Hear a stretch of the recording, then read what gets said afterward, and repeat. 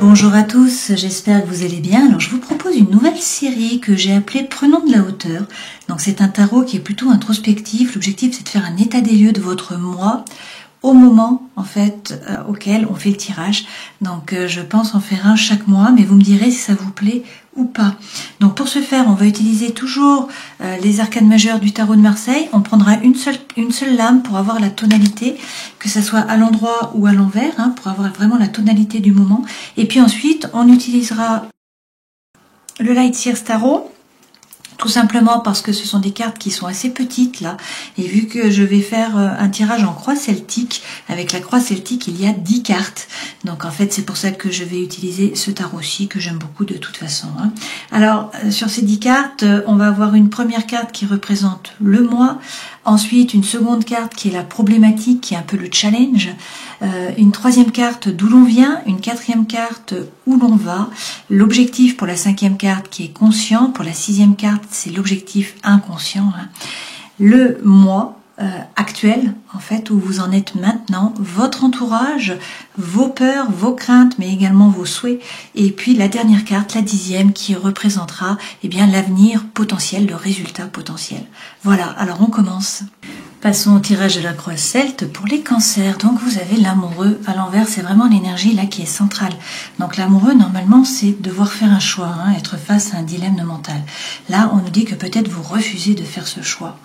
Il y a peut-être une difficulté à s'engager, des hésitations, un manque de détermination, peut-être des difficultés bien évidemment amoureuses aussi, de la mésentente.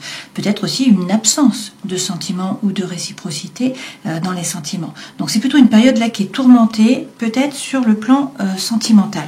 Alors effectivement, l'énergie centrale également là, au milieu de la croix, la situation, vous avez la reine de coupe, mais donc à l'envers. Alors pour certains, là, vous êtes dans le rejet des autres. Il y a peut-être de l'animosité, de l'agressivité aussi. Peut-être le risque de perdre l'être aimé, en fait, par votre faute. Donc il est question d'engagement affectif, bien sûr, mais finalement, vous n'arrivez pas à installer la situation dans la durée avec cette reine de coupe. Donc il y a beaucoup d'émotions, vous vous laissez submerger par l'émotion. Alors quel est le challenge là de la situation? C'est la force, c'est réussir à faire preuve de force mentale, mais également de force émotionnelle, de force spirituelle. La force, c'est réussir à vous affirmer, à bien définir votre territoire, à ne pas vous laisser marcher sur les pieds. Là, c'est vraiment le challenge. Alors, de quoi vous venez, d'où vous venez? Vous venez du pendu, mais le pendu à l'envers. Du coup, il y a peut-être eu une grande joie, peut-être un sentiment de libération, une délivrance, une sortie de tunnel, une solution trouvée face au problème. Donc, plutôt du dynamisme, plutôt de l'action positive, puisqu'en fait, lorsque le pendu est à l'endroit, c'est qu'il y a un obstacle, c'est que la situation stagne.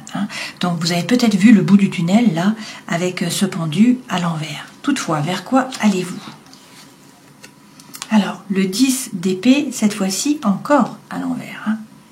Le 10 d'épée, c'est réussir normalement à lâcher prise, à sortir du mental, à arrêter de ruminer, à repenser à quelque chose qui s'est passé, bien évidemment dans le passé.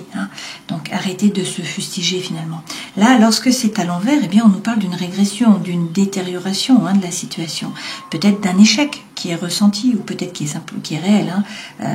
Il y a peut-être une dégradation en fait. Le sentiment aussi que tout va mal. Peut-être que vous faites là un bilan négatif, qui a de l'insatisfaction et de la déprime. De toute façon, nous avions l'amoureux à l'envers et la reine à l'envers. Donc là, c'est une période un petit peu compliquée pour vous. Bon, quel est l'objectif conscient? L'objectif conscient, c'est avoir confiance en vous-même, avec cet as d'épée, retrouver la confiance en vous. Donc cette lame représente la clarté intellectuelle. Il y a peut-être un projet d'activité là que vous allez pouvoir mener à terme, peut-être un changement professionnel, un nouvel emploi qui arrive, une entrée dans la vie active pour certains, voire une grossesse pour certains. Et puis c'est la création, c'est la précision, cette lame. Donc c'est vraiment retrouver la confiance en vous. Quel est l'inconscient par rapport à tout ça? Alors l'inconscient, c'est les doutes. Une fois de plus, on l'a à l'envers. Donc ce personnage jongle, il ne sait pas quoi faire, il se pose des questions. L'objectif inconscient, c'est d'arrêter de jongler étant donné que la carte est à l'envers. Donc vous ne voulez plus douter. Inconsciemment, vous voulez avoir confiance en vous, arrêtez de douter, arrêtez de vous poser des questions, arrêtez d'être sceptique. Donc il y a peut-être une passivité plutôt générale là, et on vous dit qu'il y avait une période d'attente et vous voulez que ça s'arrête, ça. Peut-être que là, il va y avoir une aide extérieure. Il faut peut-être demander conseil, consulter peut-être un financier, un banquier, puisque là, on est quand même sur le matériel par rapport à ça, ou toute personne susceptible de vous venir en aide si on est par rapport à l'émotionnel ou au sentimental. Donc, on veut enlever les hésitations, là.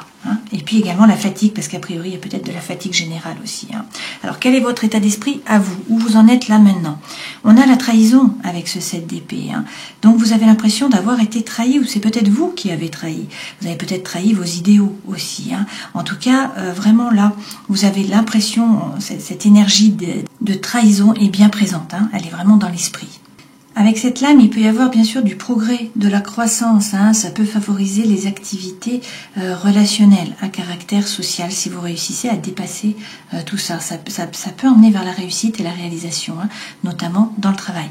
Mais donc, il y a une énergie là, vraiment d'adversité, de difficultés, alors peut-être professionnelles, peut-être de tension dans le travail, peut-être c'est la perte d'un emploi, c'est un licenciement, il y a peut-être un arrêt brutal de votre activité, mais c'est aussi par rapport à l'émotionnel et ou au sentimental. Alors votre entourage, lui, alors le fou, bon, alors soit tout le monde s'en va là, tout le monde coupe les liens, c'est possible avec ce fou, puisque le fou c'est se détacher, c'est partir à l'aventure, c'est avancer, c'est se jeter à l'eau, c'est se libérer.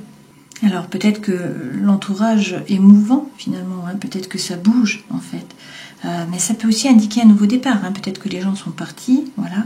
Peut-être que c'est vous qui vous déplacez, il y a peut-être une mutation, il y a peut-être des vacances, peut-être que vous allez voir justement votre entourage, votre famille. Peut-être que aussi votre entourage est plutôt original, plutôt différent, c'est possible. Alors qu'est-ce que vous voulez vraiment, mais qu'à la fois vous craignez? Le 9 de coupe. Alors, le 9 de coupe, normalement, c'est votre vœu le plus cher qui est exaucé. Il est à l'envers, donc ça signifie que vous en avez peut-être peur. Vous attendez votre vœu le plus cher. Vous voulez que ce que vous attendez s'exauce, bien sûr. Mais en même temps, a priori, ça vous fait peur. Alors, vous avez peut-être peur qu'il y ait de l'infidélité de la part de votre partenaire. Peut-être que vous vous sentez délaissé.